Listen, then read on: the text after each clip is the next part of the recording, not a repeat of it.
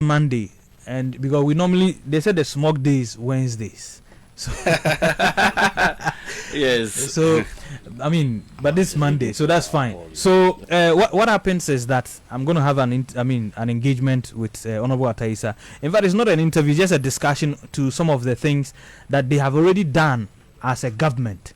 That is what we want to take a look at, because I've seen him, and I was telling you earlier when I started the program that Hon.Atta is one person we say that a first timer in Parliament performing magic. And in time past, we've heard that, a first timer in Parliament, see the development that has happened. Now we can say that see the development and the kind of euphoria on the national stage. And that is what is impressive.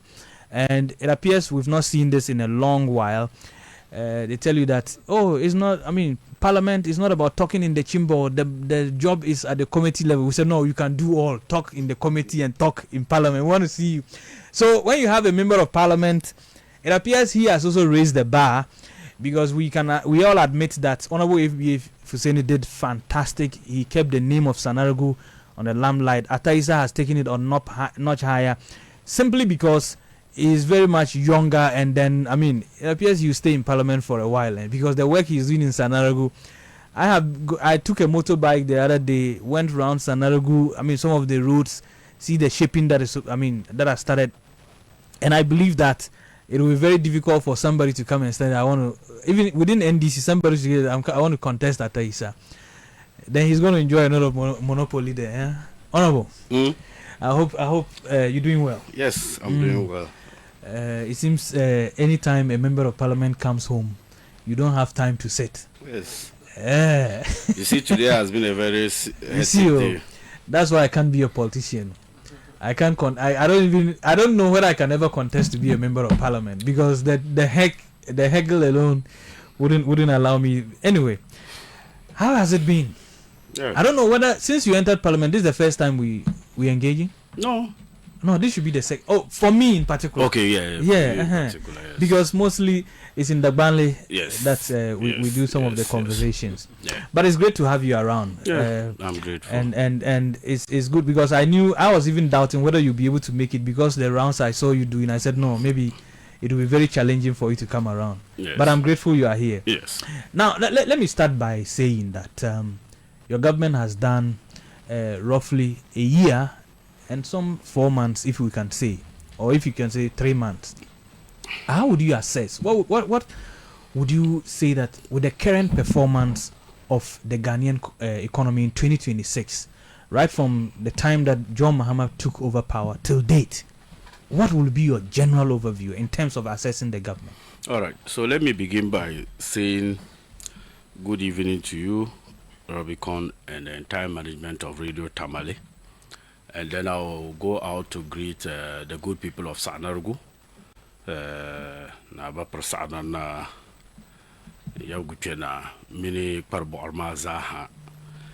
Let me say good evening to them, and to my constituency executives, regional executives, and national executives, and my colleague MPs, Lawyer Haruna Idrisu and Honorable Suhini, and the rest of my colleagues.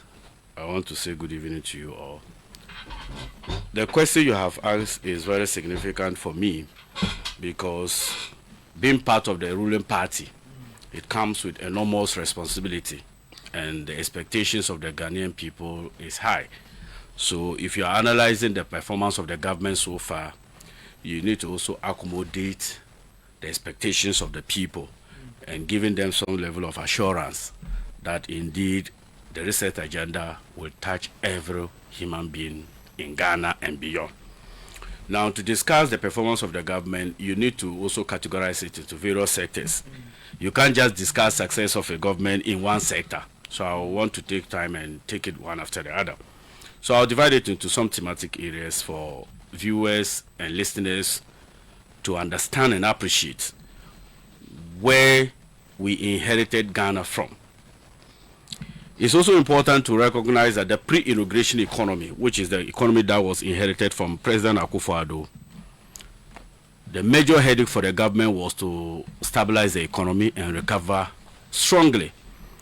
At the time that the president delivered his inaugural speech on 7th January 2025, Ghana's economy was rated junk by Fitch, Moody's, S&P, and all relevant rating agencies. They had declared that Ghana as a sovereign nation was not credible and not trustworthy to do business with. So having inherited an economy in such a junk status, one needed to do something drastic and pragmatic. Percent. We had our public debt ballooning to about 726.7 billion Ghana cedis, which created so much physical rigidities in our Ghanaian economy. So President Mahama needed to bring all these things down. So the government resetting agenda under the economy, having inherited such a difficult fiscal space, indicated that we need to do something to bring one, inflation down, and then general economic performance of our economy. Have we achieved that? It's important. Because if you inherited an economy with a debt of 726.7 billion Ghana cedis, representing 61.8% of your GDP. In fact, a GDP measurement doesn't measure all what we own. It measures all what is in Ghana, which are sometimes owned by foreigners. Okay. So domestic and foreign. And they are saying that when you take all, that money doesn't belong to government. But if you take everybody's money in Ghana, President Akufo-Addo, what he borrowed represented 61.8%. What it meant is that we had crossed the IMF threshold of debt sustainability. We were highly installed. Yes. And it also meant that people, when they borrow this country money, they were not guaranteed that they will be able to pay the money back. So it created some level of fiscal difficulties for us to do major infrastructure development work. Because of that, government took one, reduced debt accumulation. So we're not borrowing. So if you look at what we were doing under the domestic market, so let's say a debt is maturing to be paid next week, then government issues a treasury bill to do what we call debt swaps. So you were supposed to pay a debt now, then you borrow ahead. So if, for example, I'm supposed to pay 10 billion today, then I issue a domestic bond worth 10 billion. The money I'm borrowing today, I'm not expected to pay it today because it will come in future. But I've used that money to pay what is maturing today. So when people say, well, we've increased debt by this number, what they don't know is that these are debt swaps. It's not called debt accumulation. Debt swaps means that you are borrowing to pay new old debt. But why is that normal within an economy? It's normal because, one, if you were to use the limited resources of this country to go and pay that money, that money could have been used for other things. So if we were to use the limited resources of government to pay, what it means is that big push wouldn't have been possible. Primary healthcare that we are rolling out wouldn't have been possible. Ejuma Wura and many other government interventions wouldn't have been possible. So what government did was that let's go to the domestic market, borrow the money and pay the maturing debt. So if you look at the net impact on the debt, it will be what? Zero. In fact, because the economy is doing well, we are now borrowing at cheaper rates. If you look at the Ghana reference rate, it has fallen to 10.06%. And the MPP, do you know what Ghana's reference rate was? 29%. So what it meant was that Ghana reference rate refers to the base policy rate that you can borrow in a commercial bank. Then commercial bank will also add their risk margins and then their profit margins. When they add, then that's not what we call the interbank lending rate. So lending rate under President Akufo-Addo was above 30%. Because Ghana reference rate was already 29%. But as we speak, the reference rate has fallen to 10.06. So even banks, if they add 3% to their as their margin, what it means is that people can go and borrow money at 13%. Is that the reason why banks these days they are chasing people? They are chasing people, and they are recording billions of profits because the reference rate is down, and more people can borrow and do investment. So that's the first. So the public debt has fallen from 68.1% now to about 39%. Huge. What it means is it has created a room for government to do other priority projects. The second one was we inherited inflation at 23.8%. Now we are doing 3.9%. But already they had given indication when they were in power that inflation rates will drop. Did it drop? But I mean, if it's, I mean, we're talking about 50 something, about, I mean, almost 50, 55 or so. So when people make that argument, and now it drops to about 23 there was indication that it was going down. When people make that argument, we are talking about leadership. When IMF predicts something will happen in the future, they are saying holding all other things constant. But you may have an erratic leader who may not hold those things constant. And it would. But was that what we saw? The IMF quoted in the last IMF report they did under President Akufo, October 2024. They called it, the report was IMF program 34/225, where the IMF stated categorically that there were a lot of policy slippages in 2024. So it means that even the IMF admitted that the NPP had deviated from the policy path. Now inflation dropped, exchange rate, you and I know the exchange rate stability we are getting. In fact, for the first time in 19 years, Ghana cedi is doing 42% against the United States dollar. Even despite the war we are currently experiencing, Ghana cedi still remains squeaky strong. Then you look at some tax reliefs, because when we came, the idea was that we describe some taxes to be nuisance. Yeah. And President Akufo-Addo told us that the e-levy, for example, was the Akobam. The Akobam in the sense that it could treat all medicines, all sicknesses. I remember when they were to pass that. They said they will construct rules with it, Good. and so on and so forth. And we told them, and that, let me take time to explain this to listeners. When you are taxing a float, you are not creating economy or value. When you say when I say float, simple means that if money is in Robino's accounts and it's in your accounts, if you transfer money to his accounts, it doesn't add new money. He can equally transfer that same money to another person.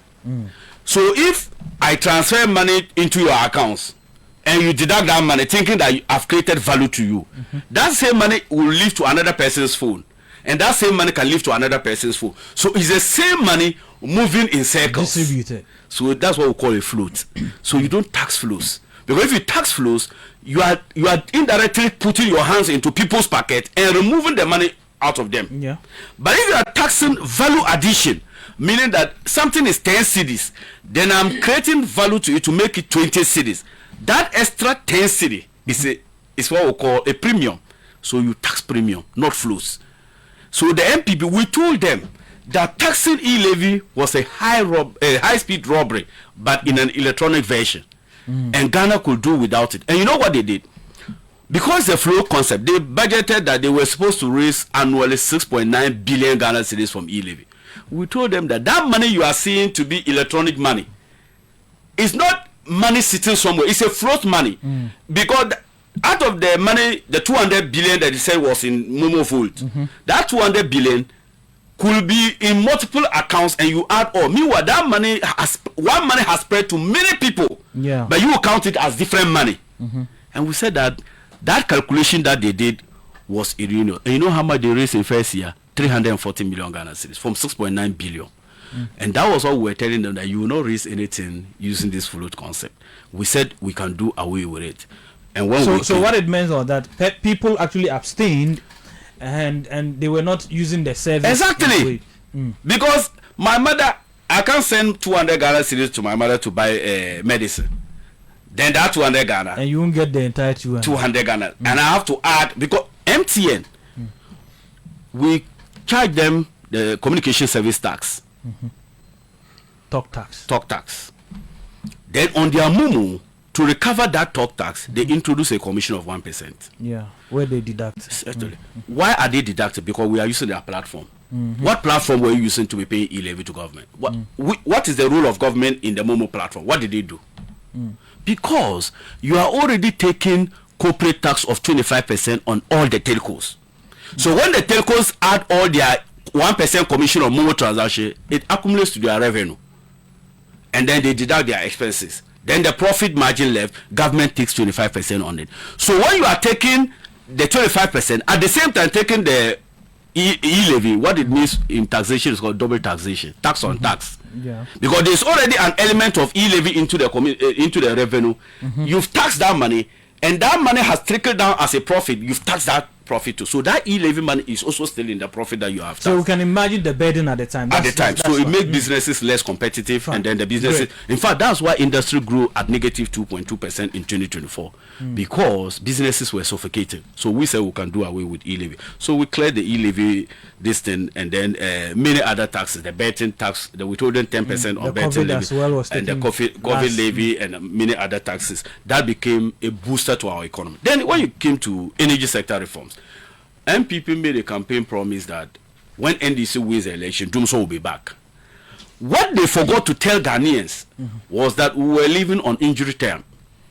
Do you know MPP led an IPP debt of $1.47 billion? And in August 2024, IPP threatened to shut down power plants, if you remember. Yeah, I do. Why? Because government was not paying. And you know what surprises me? But they spoke about COVID, I mean, and how people were using power freely, even were drinking water free, and for that matter, it accumulated some of these. How many weeks did we drink the power? Over 3 weeks. Thank you. And immediately we finished drinking the power, what did they do? They said they were charging us. Exactly. To recover. Exactly. So what's the excuse? But despite that, they let a power debt of $1.747 billion.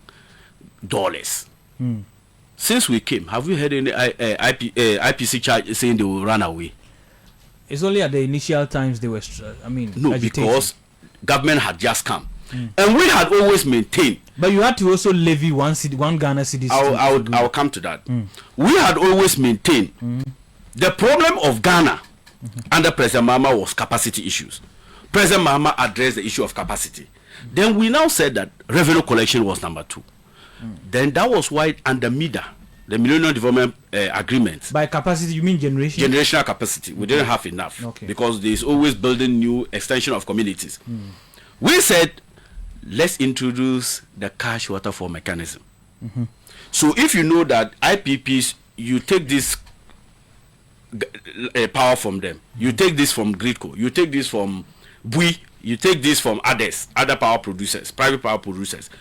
Under the cash waterfall mechanism, when you sell the power to the consumer and the money comes, we remove this part of the money and put into the cash waterfall mechanism to repay your debt. MPP suspended it from 2022. So when the money comes to them, they use all the money in supporting the budget. Then how were they able to manage the power sector?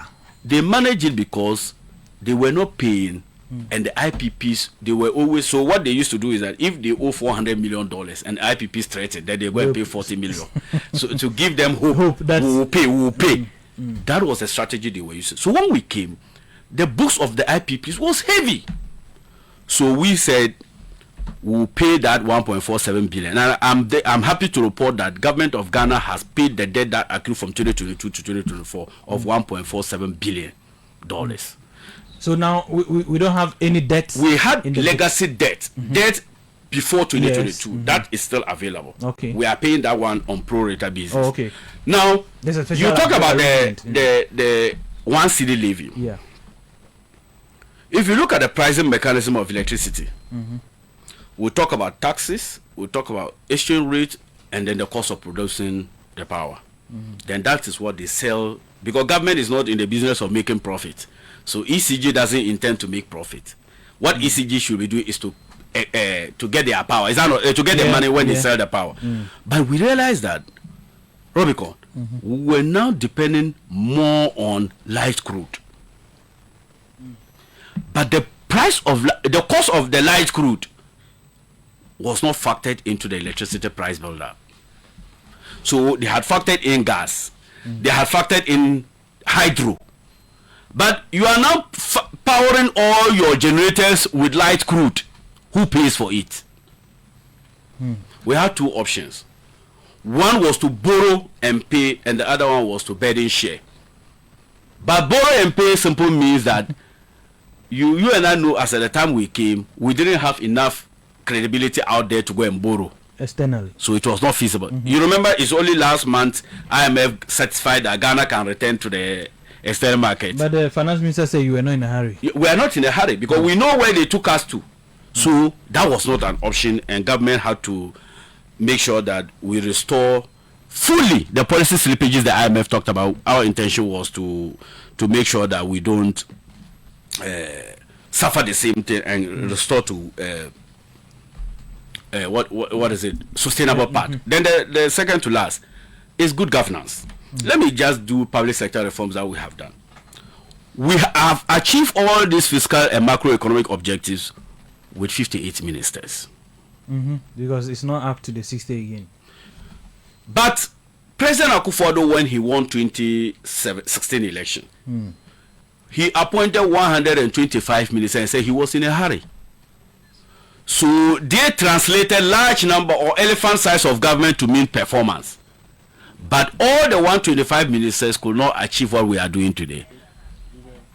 Is that not it? Yet President Mahama has achieved with only 58 ministers. Another thing he's doing that we must commend him is the ban on non-essential government travels. I'm a board member at the Ghana Airport Company. Government has directed that no public board should travel for any international conference to do any training program.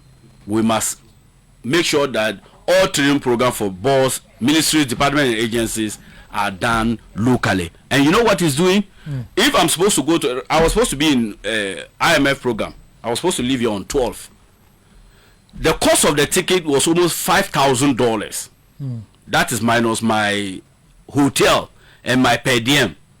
And how many boards and corporations do we have in Ghana? And government is saying that alone increase the compensation budget of government. And it means that the monies that we could have used to do the roles of people, extend electricity, build more hospitals, build more schools, is the money we are using on non-essential government travels. Government said we will not do something like that. Internationally, you and I know that diplomatically people are happy with our performance and that they salute us. I cannot finish talking without looking at health. Look, for the first time in Sanargu municipality, in just 3 quarters, the Sanargu municipality had 32 million Ghana cedis. As a result of common fund. Common fund. What we did was that the essence of the common fund was 32 million. What would you be doing with I'm coming. So let me say something. You see, the purpose of local governance was that we're saying that development should be what? Organic. It must emanate from the grassroots. So government says for central government budgeting, out of the total revenue of Ghana, just remove 5% of that money and send it directly to the communities. And then the 95% can be used for central government operations. That's 5%. President Akufo-Addo, what he did was that he released only 20% of that 5% to the assemblies and kept the 80% to do central government programs. When we came, a simple decision. We didn't do magic. We just unfreeze the 5%. We now send 80% directly into the assemblies. And then the 20% is kept at the Common Fund Secretariat for national priority infrastructure projects. So those days, if you remember, you see Common Fund Secretariat say they are building AstroTurf. You see them say they are doing boreholes. The assemblies can do it better because they know the communities and their priorities. Now, in 2024, Sanargu Assembly had less than 1 million Ghana cedis in the entire year. 1 million? Yes. Meanwhile, a year has 4 quarters. Quarter 1, which ends in March, quarter 2 in June, quarter 3 in September, quarter 4 in December. They had the 4 quarters less than 1 million. But 2025, 3 quarters, we have 32 million. And that is why it is possible. Though the 32 million is for 2 constituencies, but the less than 1 million I'm talking about, it was also for 2 constituencies. So Sanargu and Tabailov. Oh, okay. That is why if you go to Honorable Suhini's constituency, you see chips compounds springing out. You see 10 mechanized boreholes doing. You see classroom blocks, both GSS and kindergarten, and many other infrastructure work. If you come to my constituency, if you go to Palsi, you see a kindergarten. Basi is coming to do a GSS block. Yonduni is coming to get a chips compound. Kurinyavila has gotten their 3-unit classroom block. Soana Yile is getting their chips compound. All is made possible because of the just one single policy decision. Make sure that you free all the money to them. If you go to Get Fund, we didn't do any magic also. What happened was that there was supposed to be a payment mechanism. When you take, if you buy any product, they say 2.5 NHI levy. Yeah. We said when you collect, give it to them. It's their money. The purpose of setting up Get Fund And that levy was to make sure that they improve on our educational infrastructure. That was the capping. That was the capping. They capped that money and used that money to borrow. When we came, we absorbed the Get Fund debt as a central government debt, free them of on their books zero debt. Then we said every single money collected on an item purchased by Ghanaian should be sent directly to Get Fund. And that's why for the first time, if you go to a school like Tamasco, the number of infrastructure projects that has been awarded to Tamasco, you'll be shocked. 5,000. Ghana school. In fact, if you come to Sanargo, Bolo is getting 6 unit classroom book and 6 teachers bungalow. Go to Nyerje, go to Jisorayere. In fact, this year we'll be doing Bukomo, Kataraga, Tapi Kuko, and that of Nyeshe, and then what's the name of that? Bukomo, Kasalgu. So all is made possible because we have just uncapped. Because if you look at the big push projects, many of these projects, I mean, within your constituency, were under the Northern Development Authorities framework. They wanted to carry out. They were only just doing facing and so on and so forth. So now, with even over 30 million given to the constituency, or I mean the two constituencies put together, government is making an intervention again directly with the 95%. So I'm saying that Get Fund, observe something. Get Fund has sprung up schools, and I can tell you there is no single district, all the 16 districts in Ghana, there is no single district that you go and you see Get Fund projects ongoing. Apart from the assembly projects, Get Fund projects are everywhere. Despite all this work, the assemblies are, in fact, we dedicated them to build 24-hour markets. Yes. Despite all these achievements, central government says the 95% I'm coming directly again. And we are building under the Big Push program. People are not understanding something critical. The Big Push program is not a road infrastructure. It doesn't only cover roads. No, right? Let me state it that way. I'll clarify it. It's not just a road project. It's an economic corridor. What it simply means that we want to link this country. Okay. President Mahama has divided the country into three: the Volta Basin economic free, the northern, and then the southern. How do we link those two things? Look, a community can develop when it is open up to the rest of the communities. Yeah, when there's that linkage. That is what we call development. So if you observe the Big Push roads, all the Big Push road, the quality, the texture, the physique, you can never find that type of road anywhere in Ghana, apart from maybe what's the name of that? The Eastern Corridor, even Eastern Corridor equally had good. It doesn't. What Eastern Corridor has are 3 layers. Big Push are 6 layers. The bitumens are not just normal bitumen.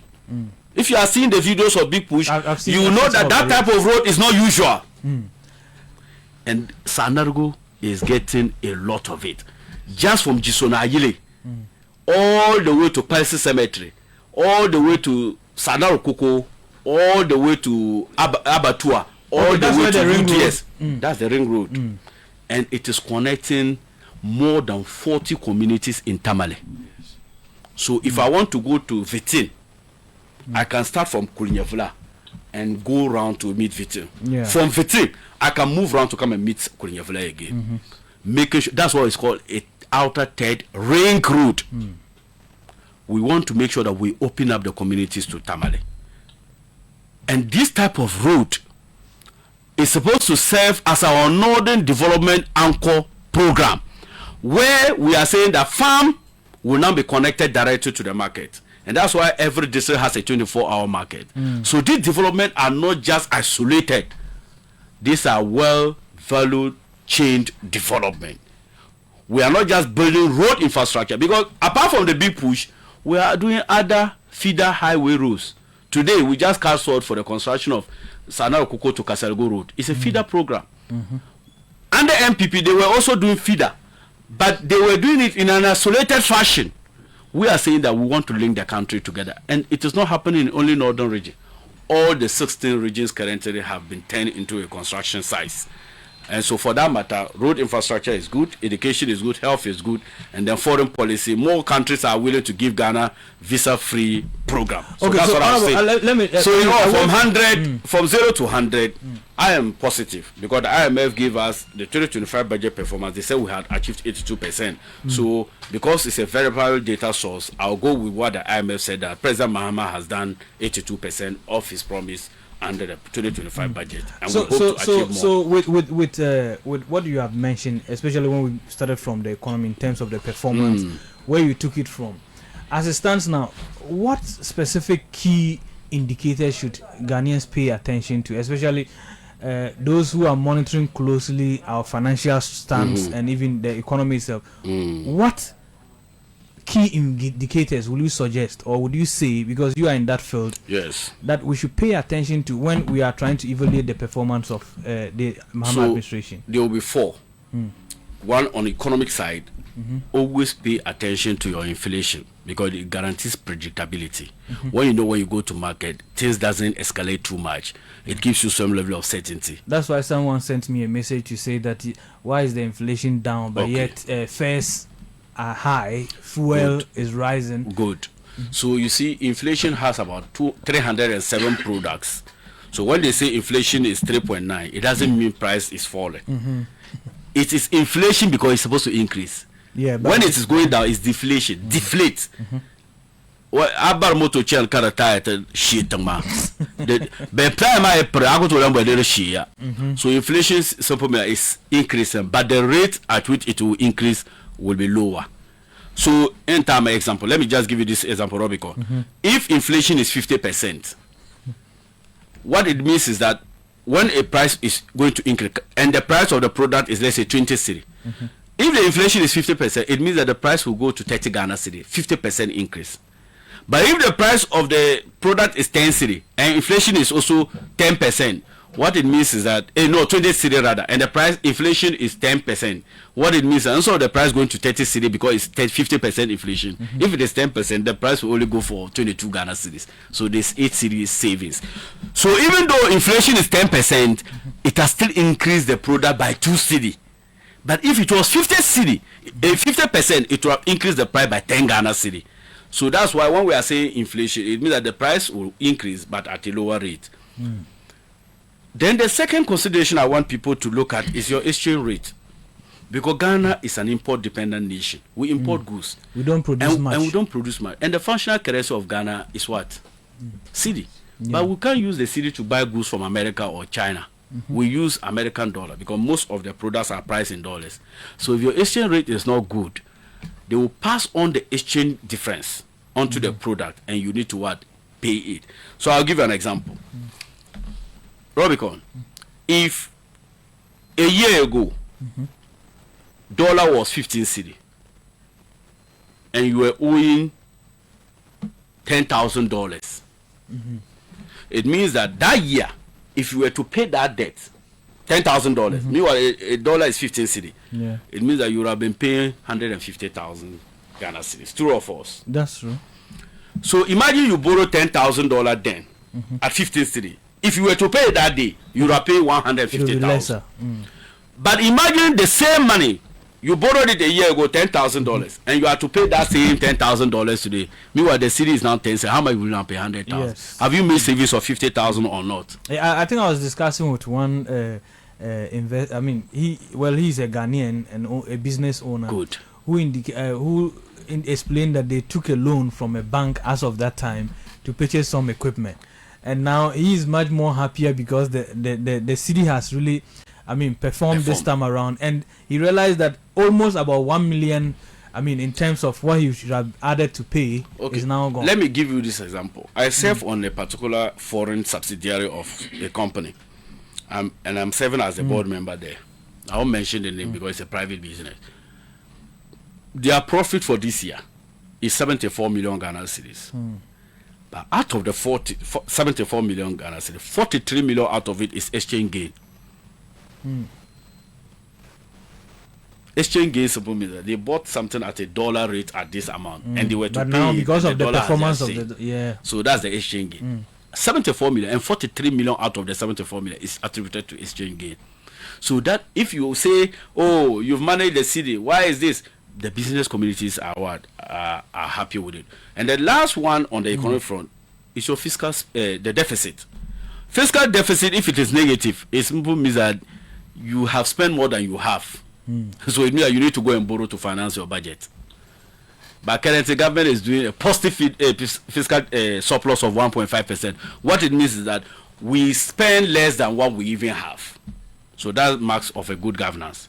And then you look at your GDP to education ratio, you look at your GDP to health ratio, you look at your GDP to infrastructure.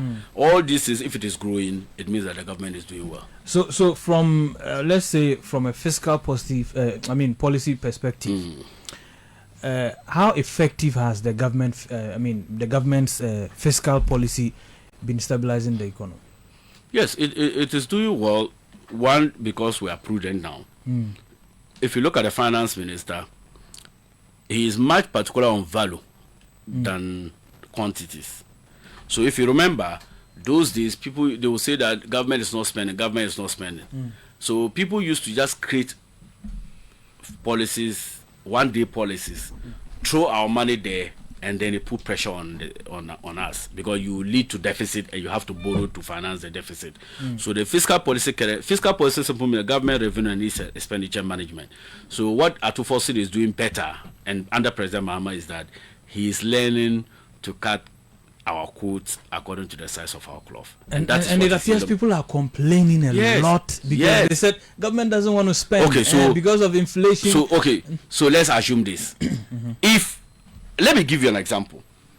How can you spend, you are a ministry, government approved 4 billion Ghana cedis to your ministry. Every ministry has work program which are categorized into 3.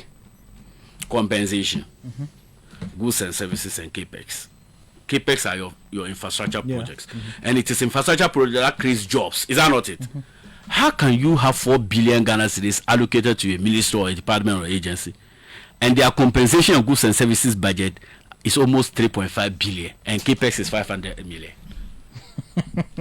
So they want us to push more money into goods and services and compensation, and then less on what? Capex. Because with capex, you need to go through procurement processes, they need to be value for money audit, they need to be auditor general's report, you go through public accounts committee. So most people rather prefer government to spend more on goods and services and capex, so that they can also get something. So when they say Atu is not spending, what they are just trying to refer to is that Atu has cut goods and services budget. And goods and services are those travels. You know, goods and services are things that is the office. So for example, traveling, fuel coupons, entertainment programs, workshops, those seminars. If you don't do it, you survive. We are not doing it, but are we not achieving? But here's the case, even with the capex, where infrastructure would have actually boosted, jobs creation, it seems it's also less. No. In terms of the various institutions. No. Why is unemployment falling? Because currently, as we speak, the education ministry, we are very much sure that yes, schools are being built. But here is the case: if you look at the teacher to student ratio, they say we need a lot more teachers, but we are not recruiting more. Now we are saying that we are recruiting about 9,000, because 7,000 will have to be field work. The field teachers and then the rest. Yes. So it's one thing that people are worried about. You see, you have just taken one. Yes. Ghana is an emerging economy. Look at the security services. I'm coming. Ghana is an emerging economy. Meaning that the optimum IMF World Bank data threshold on student to teacher ratio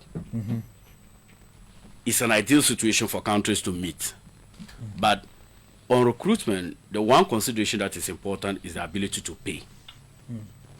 I'm sure President Mahama would have wished to clear all teachers. But what is the relevance of bringing all when you can pay them? Number 2, the teachers we currently have is for 2021, 2022, 2023, and 2024. So the backlog is huge. Yet 2025 people came out. I ask you, if it was easy for a government to clear all these years in 1 year. Why didn't somebody clear them for 4 blocks? It tells you the ability to pay. So if government is trying to recruit 7,000 teachers, however minimal you think it is, if every government was to do 7,000 annual, they wouldn't have been this problem we have. Yes, regrettably, if your sister is there or your brother is there who has completed school, we all spend money to go to school.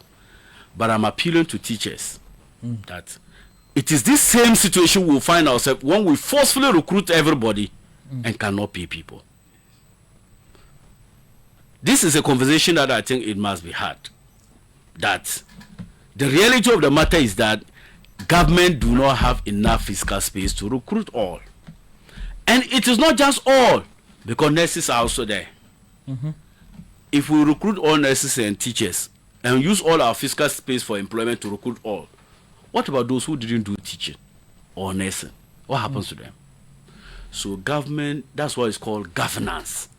Governance takes care of every facet of people. There are people who haven't been to school, but they also need other soft skills. Tailors, hairdressers, and all those. They also need government interventions. There are people who haven't been, they don't have soft skills, but they have physical strength. They need to be laborers, they need to be steel benders, they need to be what and what. All these things are part of the governance architecture of Ghana. So I'm appealing that as we progress, fortunately we are exiting the IMF. Currently the finance minister is in IMF in US citizens. Because I was going to ask you that this month. Yes, we are exiting this month. In fact, last year I was in your studio and I promise you that we are exiting this year. And you see a lot. I was going to ask you that, are we going to see a replica of 2019 where we're supposed to exit the IMF, but government had to move? It was just around same April. Yes, we're supposed to move, but government extended it. Are we going to see an extension? Because I've not seen a formal government communication. But you are with the business committee. No, so we don't intend to extend it. However, the IMF has some few concerns because the 2023-2024 fiscal slippages, they are of the view that we haven't corrected all. So the fear is that if we don't correct it now and they leave, is there a guarantee that it will be completed? So I think this is the only discussion the finance ministry. But have we had a final payment of the 3 billion? Not yet. It's part of the review, the last review. But I'm saying that we don't envisage any increase. But with the current finance minister that we have, I am very optimistic that there is no need for us to extend it, particularly when he's already implementing prudent measures. So if you observe something, that Ghana Ports and Harbour through the GRA has implemented a new IA program. Look at the revenue increase that we have seen because of leakages. We have block leakages. So I have always believed that Ghana has capacity to generate resources. Because, for example, GRA conducted a special audit from 2020 to 2025 on the import values that comes to this country. The findings suggested that out of $127 billion that came to this country, only 52 billion was recorded. So it tells you that Ghana has a capacity to harness more resources.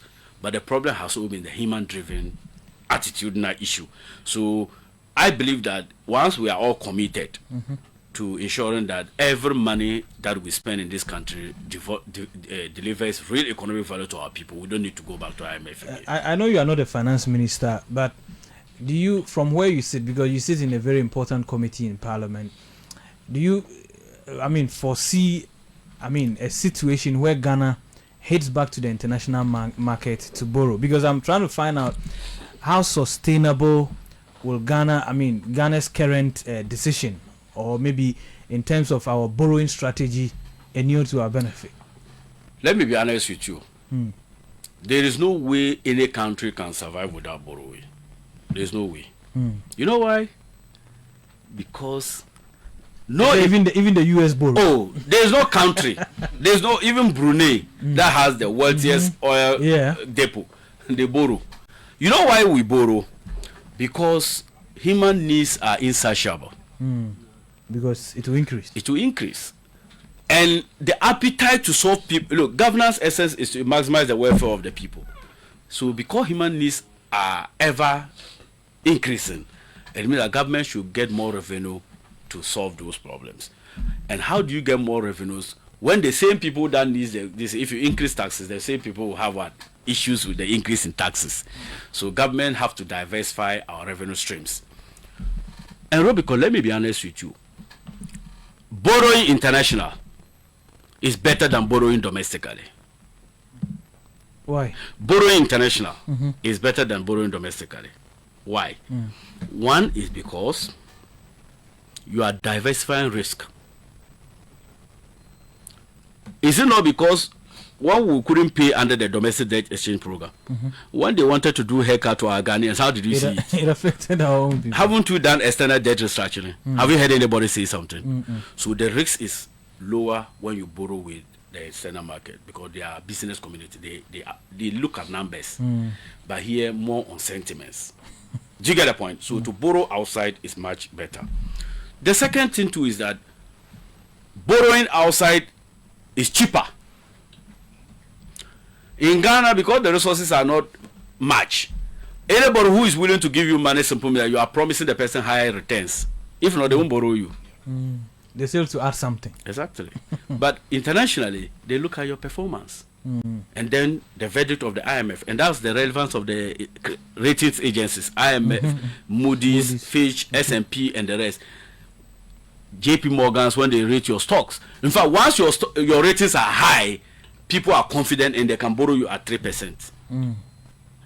So if you go to UK, that their reference rate is less than 4%. And our reference rate is what? 10.06. So if you are borrowing in UK and they agree to, they can borrow you to at 5% or 6%. So borrowing abroad is also what? Cheaper. Then the third advantage is that borrowing domestically crowds out businesses. Because it's the same money that private sector would have gone to borrow and expand. And you, the government, is also in that same market hijacking it. And once government intervenes to borrow through issuance of bonds or treasury bills, people move their money to government because we are risk-free. Governance is a risk-free asset, unlike a private sector, because we still don't have good credit score. So once you borrow domestically, it means that government will likely get the money more than the private sector. So, but if you were borrowing abroad, you free more resources for private sector to grow. So that is why I think that it will not be bad if Ghana returns to the international market. But the but here is that let's not rush. Because once the interest rate on borrowing abroad lowers, there will be more appetite to borrow a lot. Yeah, but here's the case: you have a lot of unemployed young people. Yes, but I trust Atufosun will do a good balancing. I'm not against borrowing abroad, but I'm saying that we must be careful not to borrow beyond our means. Because look, those who take quick loan, when you take the quick loan, it's sweet to spend it today, but it's bitter the day that you are called to pay. So because if the ratings are good and the rate is down, the collection will be big, will be happy collecting, but the government that will pay the money when it matures, the same country will suffer again. So you don't look at today alone, you go beyond and look at tomorrow. But so, when I was speaking with Honorable Adongo the last time he came here, and we're having a discussion. Yes. I was saying that look, there are concerns currently about about public expenditure. I know we have actually touched on some portion briefly, but are the measures being proffered? I mean, are we having solid measures in place to control our spending? Because we are not in election year anyway. There's pressure even on finance minister, because every ministry is looking at how they can, because your government has made a lot of promises. How will we be able to control? No, but I've just told you that we have achieved all this infrastructure work, local assembly, more money going there and all those things, and we still achieve a primary surplus of 1.5. Currently we are talking about 24-hour economy where you have a shift system. You said 1-3-3. No, but the shift system will not be on government payroll.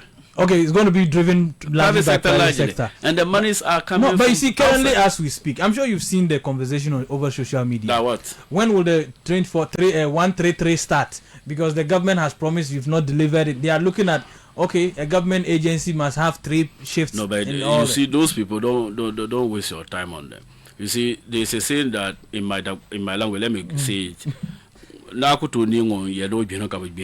you say you can't, he's pretending to sleep. Because government was quite clear when we were campaigning. The 24-hour market is not supposed to be all sectors of our economy. So are you saying that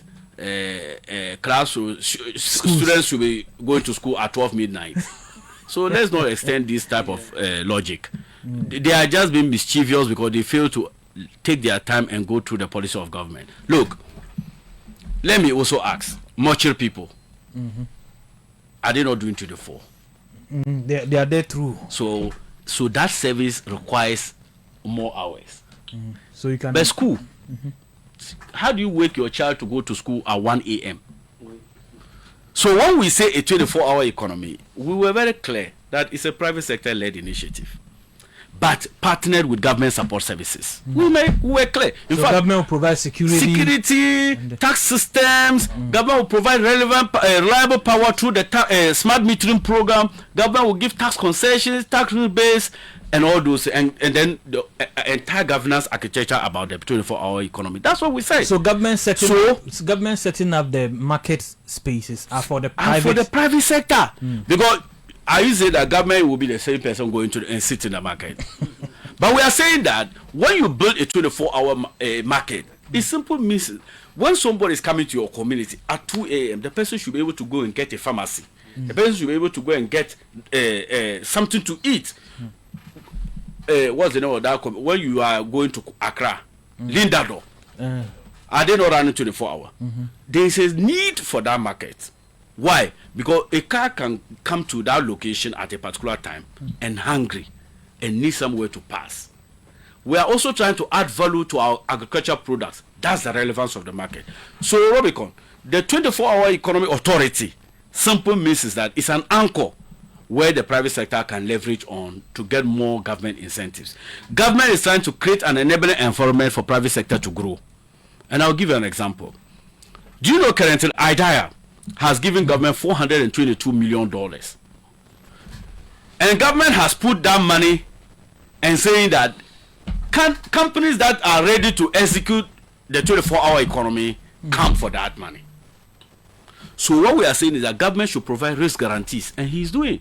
So if I'm a manufacturer of toilet rolls and you want me to do 24-hour economy, but to get money to expand the business into the 24-hour economy, if I want to go to the bank to borrow, the bank will demand huge collaterals. Government is saying, I'll provide those risk guarantees. So government is not committing Ghana's money to it. Government is putting its shoulder that we recognize that we know this person, give that money. That's what we call a risk guarantee.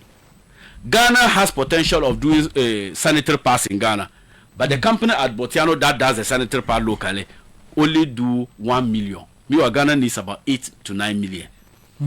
It means that company, if given the needed resources through a risk guarantee system, means that company can create 24 hours to manufacture up to the needs of Ghana. Yeah, because so it's a demand-driven economy.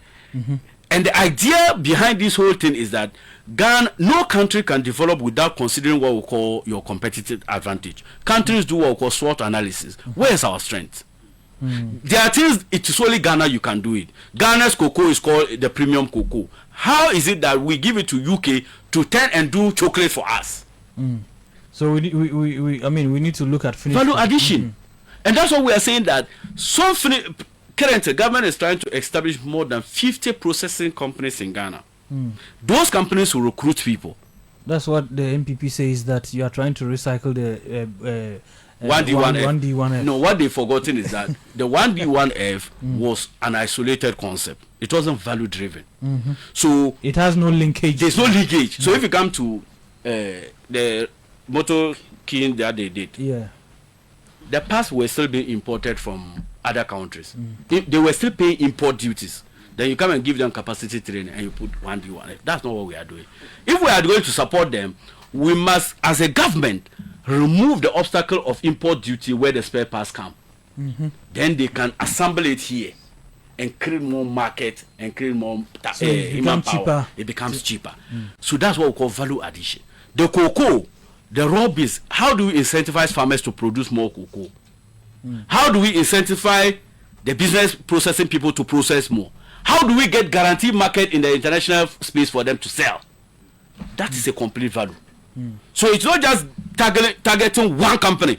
So government want to look at production cost in many areas. So if the production cost is less, more production. Yes. So if you have in the area of farming, because I heard government say that they will free fertilizer, yes, fertilizer, this year. But they said it's just talk. Let's get there now. That is just talk. Let's get there. So if you have free fertilizer, so the value chain. Now, one thing is, okay, I'm told about the agricultural mechanization centers. There are many farming schools that will get. They said already. Tolong is already implementing something like that. So government. Well, I don't have problem if Tolong is already doing it. No, the MP is already importing tractors and all kind of equipment to make sure his own is political. Those political listen he's doing. These are just not targeted at anything to just satisfy his party foot soldiers. Come out, do one acre for. That's not what we are talking about. Okay, so I mean, generally, government is looking at how you can bring the cost of production down, so that at the end of the day, the producer do not come to charge higher prices later on, just like in the farming products and so on. But there's a gentleman known as Ismail Al-Husseini. He says at Robicon, we do appreciate the fact that the macroeconomic indicators are looking good. However, Honorable made mention that the government cannot absorb everyone. So in which way is the government helping the private sector to absorb the unemployed youth? And I think you've explained that. I've explained that. But what I want to add... But let me address this question. Which way is government trying to do? So, beyond just recruitment into the public sector, I've already stated that government sector cannot absorb everybody. Yeah. So, we look at private sector. So, that's why, if you look at... How people can stand on their own. No, not entrepreneurship. No, I mean, if somebody is able to stand and... But you and I have been hearing those standing alone for some time.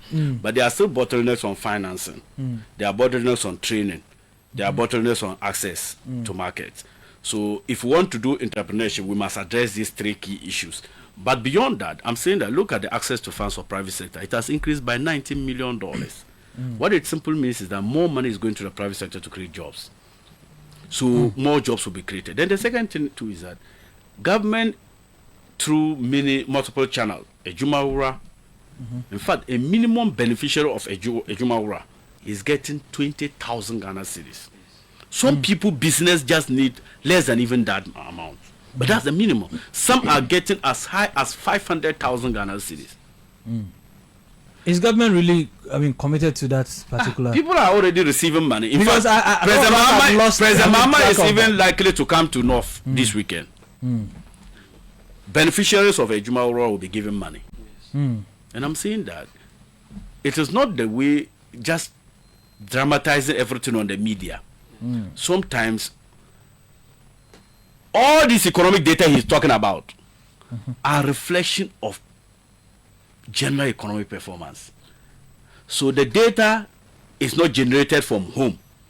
It's an aggregation of all total activities that goes on in the country. So if Amin sitting here, my deputy communication minister, receives 20,000 Ejumawura, you don't expect him to come to radio and have received money. The beneficiaries know who they are and what is the intention of that money. In fact, recently I distributed close to 200 plus tools for soft skills, hairdresser. Those people, some got industrial machines worth over 6,000 Ghana cedis. Those people, do you know the value it will add to their business? So the little thing matter, and Rome was not built in a day. So I'm just urging my brother that more opportunities are underway, but it requires you to also be vigilant. No government thing come to your doorstep. It's about being active, and then when the opportunity comes, you take advantage of it. I've asked this question to Honorable Adongo before, but maybe probably you can, in your own rendition, we can look at that. All these successes you have, chronicled, can't we credit the former administration for these successes? Because they indicated under one, you couldn't have done all these things under 1 year. Is because they laid the foundation. So maybe for it to come which foundation did they mention? They already indicated. Hon.Atta had come to rectify a lot of things. Which one? Within the economy. Which one? in terms of our IMF engagements, in terms of the government policy framework, so, no, in terms of you haven't mentioned a policy, but if you had mentioned but they have expanded, they have generalized it but in terms of policy, especially if you look at the gold for oil policy. Okay. Some of these things they have mentioned. Let's take it one after the other. One, because of their engagement with IMF, what led us there? What led us to the IMF program? It's an admission of failure. So how do we credit you for failure? They said what led us to the IMF it was COVID. But was COVID isolated to Ghana? Didn't our Togolese were hit with COVID? In fact, if you look at the death ratio to patient of COVID, Nigeria had the highest in Africa. Did they go to IMF? Togo, did they go? Burkina, which was cool leader, did they go? So we are saying that it's your bad management of the country that led you there. And Robicon, if it was IMF that they wanted, in 2022 we told them to go to IMF. Yes. They told us the Akobam was e-levy. And they went round. In fact, Hon.Atta was doing town hall meetings explaining the IMF, the e-levy, and said Ghana is a proud country. We are proud people. We will never approach the IMF. But finally he went there on an armchair. So you deteriorated the country. Then it became so obvious that no country was willing to do business with Ghana. The only option was to go and get policy credibility. I have always maintained that we didn't go to this IMF because of money. We went there for policy credibility because nobody trusted us. So if they say they led the foundation to IMF, it's an admission of failure. Number two, you mentioned gold for oil. What's the purpose of a policy? Every policy is a set of objectives. So you must implement a policy with a defined objective. The policy of gold for oil was to stabilize the price of oil. How much did they leave oil fuel price? So where is the success there? Then they say gold for reserve. Gold for reserve was introduced in 1958 by Nkrumah when the central bank was formed. In fact, it was not even gold that they were buying. They were buying other precious minerals.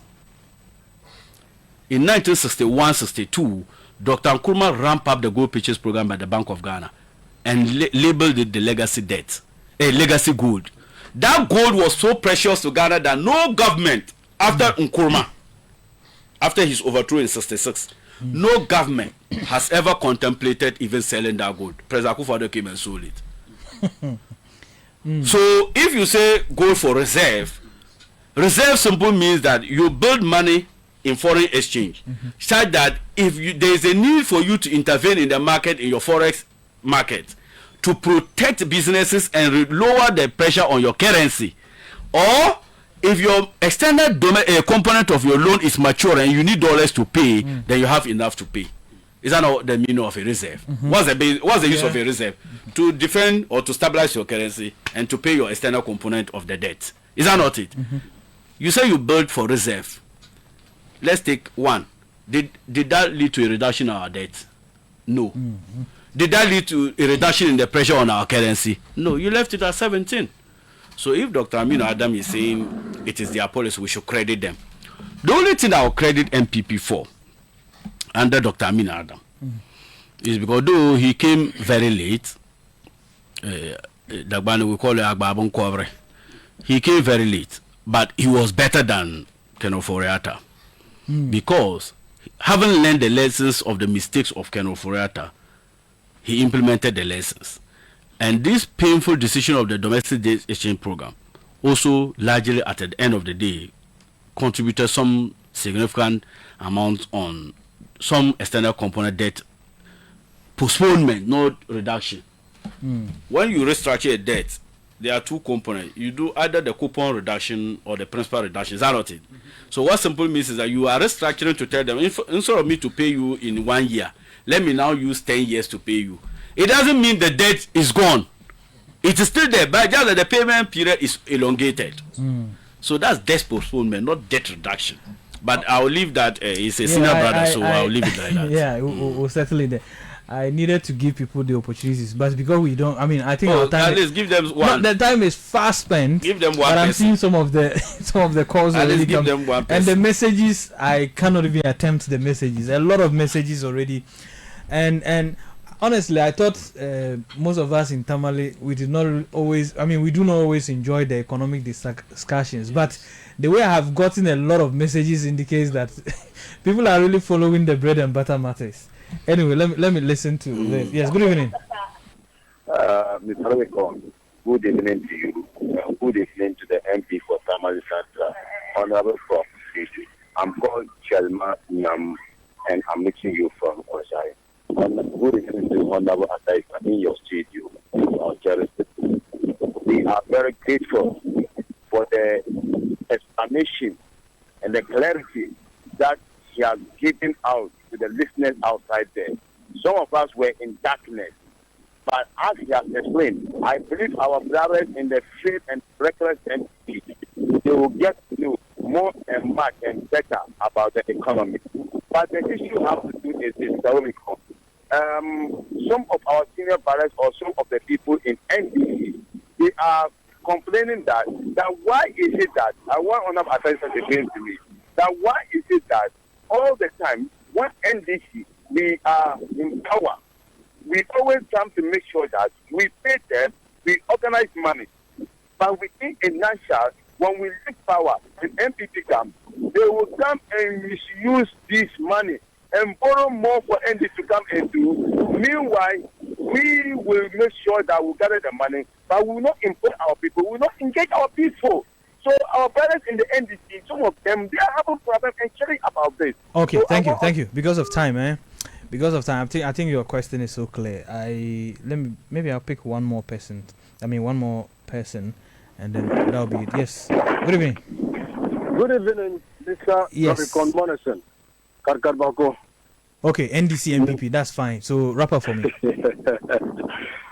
I enjoyed this particular program this evening, but my regards to the Honorable MP, he's from Yindi. I'm also from Yindi. But one disappointment I have experienced this evening is that the MP for Sanargo is touting this economy so much. You are public sector workers, you struggle. You went and borrowed $17 billion to pay public sector workers in this country.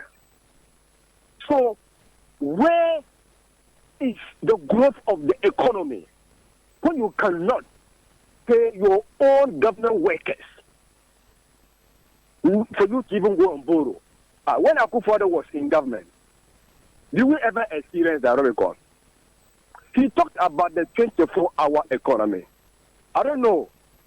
Was he not the same person who said there is no 24-hour economy policy? When was that? Oh, you asked him. He's aware. Maybe probably you know he's a politician. You may have forgotten. When was that?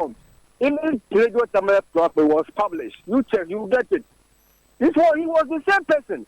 But Robicon, think about this particular market that they are building. What is the source of funding for this market? How much are they spending on each market? But they told you that is the Assembly Common Fund, or? Assembly Common. How much are they? That's what I'm saying. How much are they spending on these markets? Have they been able to make this known to us? No. Okay, all right. Okay, thank you. I think because of time, sorry about that. Those of you still calling, I apologize because we need to wrap up the conversation. At least I've listened to NDC and MPP, so I think it's fair. It's fine that we can. So I'm sure you. Okay, so I'll just briefly respond to one thing. In fact, the 24-hour, I have always maintained that it's not a policy but an economic framework. Because when you say something is a policy, it means that it's one with a specific measurable, with specific milestones and timelines. But a framework simply is the desire, the end product. So for something to be called Ghana to become a 24-hour economy, how can you call it a policy?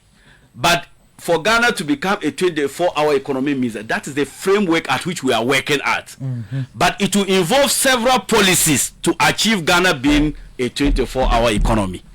I hope you are getting what I'm saying. Mm-hmm. So I have always maintained that if you look at the bill, it is a 24-hour economic framework, meaning that Ghana, we envisage to run this country on a 24-hour economic basis.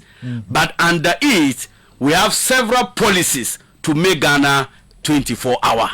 You get it? Yeah. One of the policies I mentioned was tax rebates, tax incentives, creating an enabling environment through the smart metering program, providing security, providing risk guarantees, making sure we get access to markets, and all those are what we call policies. But these policies are aimed at achieving Ghana to becoming a 24-hour nation. I hope my brother is clear. Then the second, borrowing to pay salaries. You see, it was just being mischievous.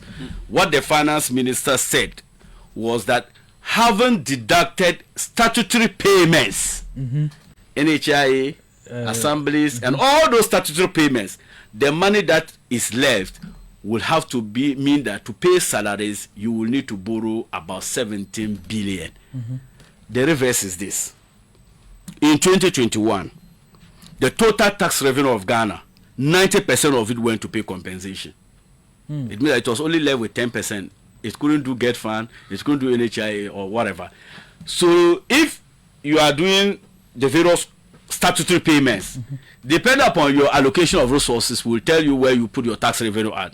So if Atufosun had said, if I pay salaries, I pay NHIA, I pay Get Fund, I pay Common Fund, I will need to borrow 17 billion to do roads. No, I think his challenge is the word borrow. He thinks maybe you are going out, just like the international market we were talking about, to borrow this money. So if you ask the same one who said that, ask him, where have we borrowed that money? No, that's the impression. You see, I had to explain this some time ago. But, and even when Honorable Isaac Adungo so let me just, I think because of this, in 30 seconds. So if I say salaries, 10 cedi, I'm just doing this as an education. Then I say NHIA, 10 cedis. Then I say Get Fund, 10 cedis. Then I say Common Fund, the Assembly's one, 20 cedis. The total amount is what? 50 Ghana cedis. So if government has 40 Ghana cedis, it means we need to borrow 10. So if I say, if I pay Common Fund, I pay Get Fund, I pay NHI, I have to borrow money to pay salary. Another person can say, if I pay salary, I pay NHI, I pay Common Fund, it's 40. The remaining 10 I need to borrow to pay Get Fund. So it's the numbering. Which one you choose in the bracket will determine what will be left to pay. He didn't say we went out to borrow 17 billion. The last one,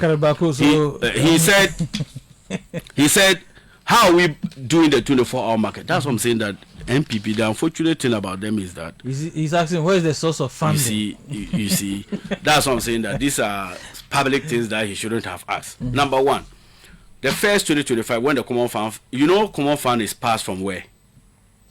From the Parliament. Yeah. We approved the Common Fund formula. Yeah. In that formula, it came with priority areas of the assembly. We said allocate out of the money 25% towards the 24-hour. Okay. Allocate 25% to improve health. Allocate 25% to improve what? Education. 10% for community mechanized borehole. So it was listed. So if your assembly gets 32 million, 25% of it is in earmark for what? 24-hour. And we said it will be done in the next 24 months. So you know the payment will be structured along 2 good years. So if you are asking me where is the funding source, it means that you didn't even pay attention when the Common Fund formula was announced. Didn't we just pass the 2022 Common Fund? And the minister even brought a guideline to say that the 2025 allocation method we give to the assembly still what? Holds. He didn't bring any new thing. And we passed it. And you know who passed that bill? MPP, NDC. So if he wants, he can ask. So Honorable, let me ask this one finally. I know we are wrapping up. Looking at all the works that the assembly is doing, what are you doing with your 5%? The MP? Yes. Oh, I'm doing a lot with it. So, well, the assembly 5% of the MP is not money that comes to us. Yeah. They don't pay any money to any MP. Both NDC and MP. Yes, that's so it is paid to the assembly. So you look at the priority areas and then you write for approval. So for example, me, if my assembly common fund comes, sometimes I use 90% of it to pay school fees of people. Sometimes I use for medicals of people. Sometimes I use it to complete my old projects I started during opposition days. In fact, today I just commissioned one at Kombuyile from the my remainder of my common fund. So these are areas that you see that if the money was coming to MP, and I like the way governance is. If they were to send that money to me, it would have been difficult for accountability. But the monies are sent directly to the assembly. And you know what? When they are doing auditing, or when assemblies are appearing before the local governance committee of parliament, do you know MPs don't appear? Yeah. Because all the letters you write to authorize payment, do you know who approves them? Is the minister chief executive or the district chief executive. So they do the accounting because they already know the MP said write 20,000 to do this, write 5,000 to do this, and the money is paid directly to the supplier or is paid directly to the beneficiary. So if I'm paying school fee, they don't give me the money. They go and give check to the beneficiary. Yeah. So if you take my assembly statements, you see the names of the beneficiaries all listed in the bank statement. Then it is based on that the finance officer of the assembly will prepare the annual accounts and then submit to controller and auditor general to audit. Then it is referred to parliament for consideration. So that's how it is. I was going to ask you what you did with your quota for the security services. Which quota? Don't cause trouble here. We don't have quota. No, I mean, the impression was that MPs were giving, but later on, I mean, there was a clear indication, but like I indicated. No, but even if it is you, and for example, they give you 2 or 3, will you take it? If you are an MP, you have a lot of people interested. In fact, this even when I was coming to you, say, do you know why I was late? My house was packed, and everybody was giving me CVs and things. So if I take 2 and they know it's communicated that MP have 2, how will I share that 2? I would rather go and leave it in Accra. So, but the good thing is that the system is a transparent system, and I'm urging all applicants to stay committed and pray. Once the president has increased the number to 10,000, so it means that it will create more opportunities for 5,000 extra people. I have no doubt that if it is your turn, it will surely be yours. Thank you. All right, I'm grateful. It's been very exciting and educational, and most of you who have also monitored. Sorry, those of you who have sent messages and have not been able to take them, it's because of